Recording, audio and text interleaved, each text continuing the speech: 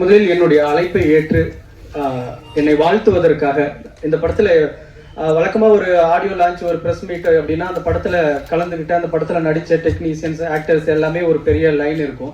இது ஒரு தனி மனிதன் அப்படின்னு ஒரே ஒரு மனிதனா எடுத்த படம் அப்படிங்கிறதுனால நான் யாரையும் பெருசா கூப்பிடணும்னு நினைக்கல. ஆனா என்னுடைய தொடக்கம் முதல் இன்னைக்கு வரைக்கும் என்னுடைய ஒவ்வொரு முயற்சியிலையும் எனக்கு உறுதுணையாக இருந்து என்னை வாழ்த்தி எனக்கு தட்டி கொடுக்கக்கூடிய மிக முக்கியமானவர்களாக அந்த சினிமாவில் நினைக்கிற 2-3 பேரை மட்டுமே நான் அழைச்சேன். எல்லாரையும் அழைக்கணும்னு நினச்சிருந்தா இதை பற்றி பேச நிறைய பேர் கூட இந்த படம் பார்த்துட்டு நல்ல நல்ல ரிவ்யூலாம் கொடுத்துருந்தாங்க. அவங்களெல்லாம் கூப்பிட்டுருக்கலாம். ஆனால் இதை எப்படி நம்ம ஒரு விஷயத்துக்கு ஒரு வேலைக்கு கிளம்பும் போது ஊருக்கு கிளம்பும் போது அம்மா அப்பா கிட்ட சொல்லிட்டு கிளம்புற மாதிரி ஒரு அம்மா அப்பான்னா எப்படி முக்கியமான ஒரு ஒரு கேரக்டர் நம்ம லைஃப்ல அந்த மாதிரி இந்த சினிமாவில் நான் ரொம்ப ரொம்ப மிக முக்கியமா யாரை நான் மதிக்கணும் அவங்க 2 பேரையும் நான் இதுக்கு வரணும் அப்படின்னு நான் ரொம்ப எதிர்பார்த்தேன். அதே மாதிரி என்னுடைய இந்த பணிகளில் நான் எப்போ இந்த படம் பார்த்த உடனே எல்லாத்துக்கும் என் கூட நிற்கக்கூடிய லேன் பாரதி தோழர் ஏஆர்கே ராஜராஜா சார் 2 பேரையும் மேடைக்கு அழைக்கிறேன்.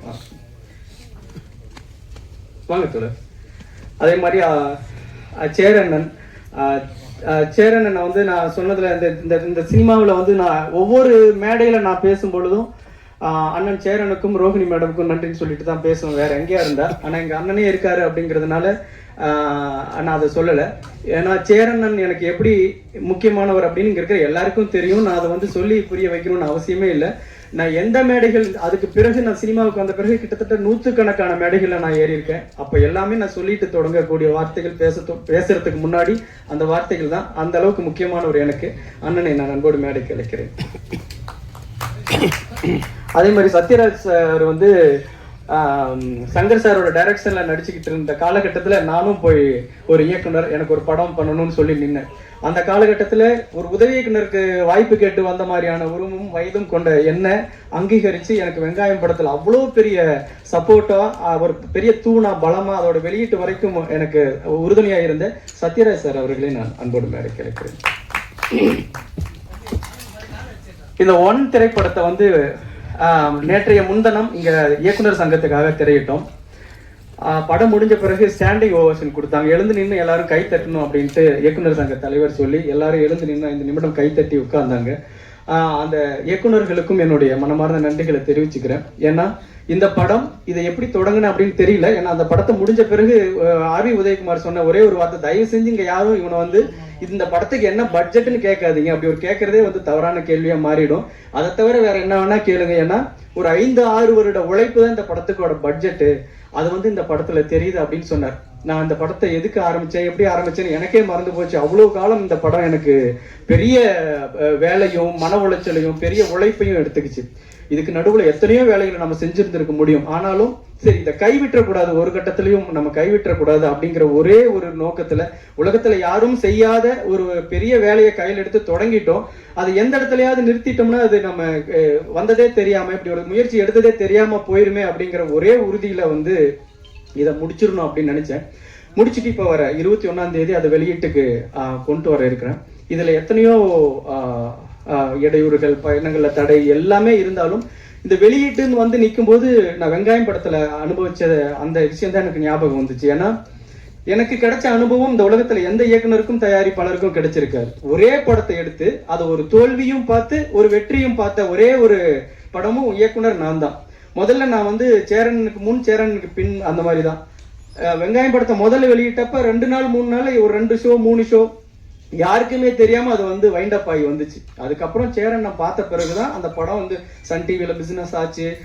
மறுபடியும் திரும்ப 100க்கும் மேற்பட்ட தியேட்டர்கள்ல திரையிடப்பட்டுச்சு. என்னன்னா ஒரே படம் இப்ப 2 படம் என்னோட முதல் படம் அப்படி நடந்துச்சு, 2வது படம் இப்படி நடந்துச்சுன்னா ஓகே அதோட கண்டென்ட்டை பொறுத்து இது மாறி இருக்கும் அப்படின்னு நினைக்கலாம்ல. அப்படி இல்லாம ஒரே படம் ஒரே டைட்டில் ஒரே ஆர்டிஸ்ட் அதை சரியா ப்ரமோட் பண்ணி அந்த இடத்துக்கு கொண்டு போய் நிறுத்தணும்னா அது எல்லாராலையும் கவனிக்கப்படுங்கிறதையும் பார்த்தேன். அந்த இடத்துல நம்ம தப்பு பண்ணோம்னா யாருக்கும் தெரியாம போயிடும் அப்படிங்கிறதையும் பார்த்தேன். அப்போ நீங்க வெங்காயம் படத்துக்கு நீங்கெல்லாம் கொடுத்த சப்போர்ட், நீங்கெல்லாம் கொடுத்த ஆதரவு, நீங்கெல்லாம் முதல் வாட்டி நீங்க படம் பார்த்தப்பவே இந்த பத்திரிகைகளை கொண்டாடினது இதெல்லாம் தான் அந்த படத்தை காப்பாத்தி சேரண்ணனுடைய பார்வைக்கு கொண்டு போய் அது வேற மாதிரியான ஒரு இடத்துக்கு போச்சு.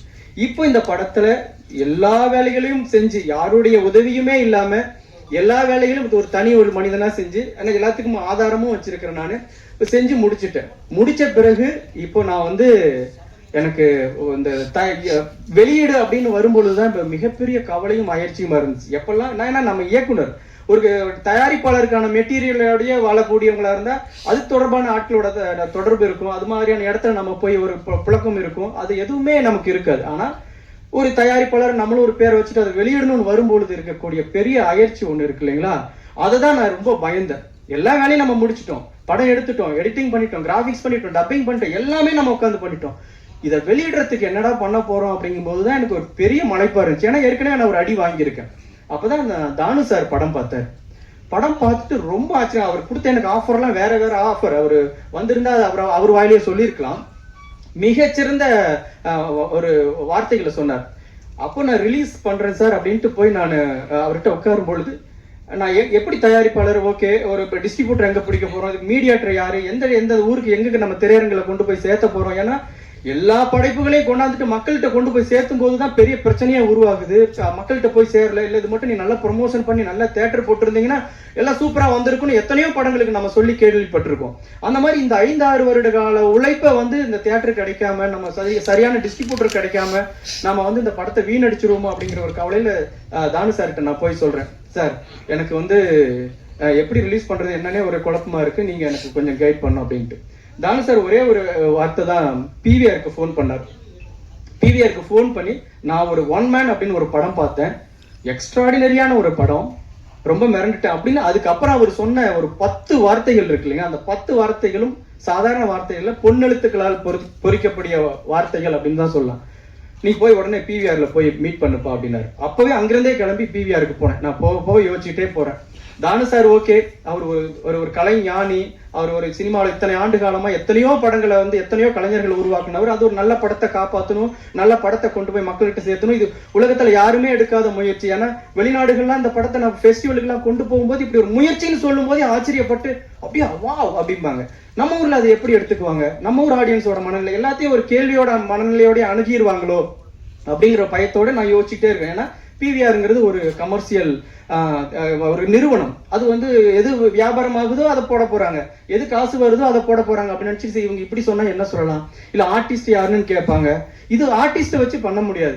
ஏன்னா ஒரு கதாநாயகன், தெரிஞ்ச கதாநாயகன் இருந்தா இந்த படத்தை உடனே மக்கள் பாத்துருவாங்க. அப்படின்னா அது ஒரு தெரிஞ்ச கதாநாயகன், ஃபெமிலியரா இருக்கிற ஒருத்தர் அவரே கேமரா எடுத்துட்டு போய் அவரே எடிட் பண்ணி அவரே பார்க்க முடியாதுங்கிற ஒரு சூழல்.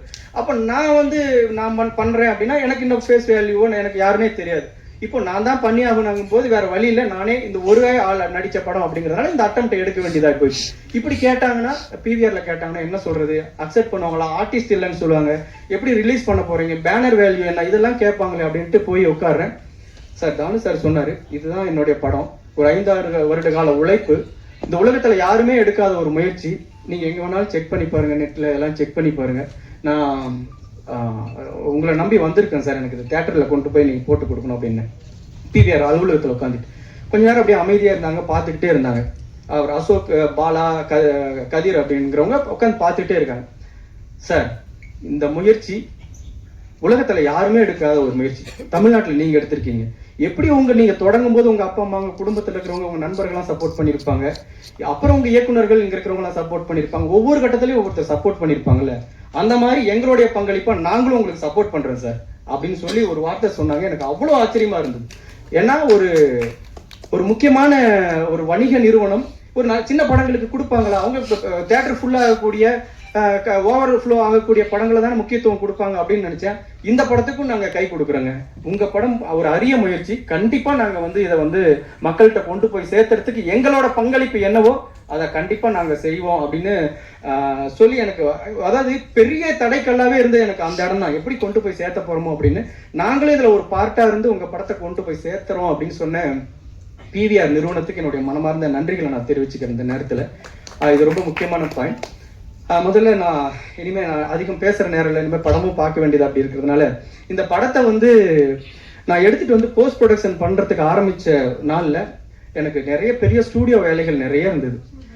நான் எப்படி பண்ண போறேன், 5.1 மிக்ஸ் பண்ணும், அதுக்கான எக்யூப்மெண்ட், அதுக்கான சிஸ்டம், மிக்சர், இதெல்லாம் நான் வாங்கணும்னா அது பெரிய காசா இருந்தது.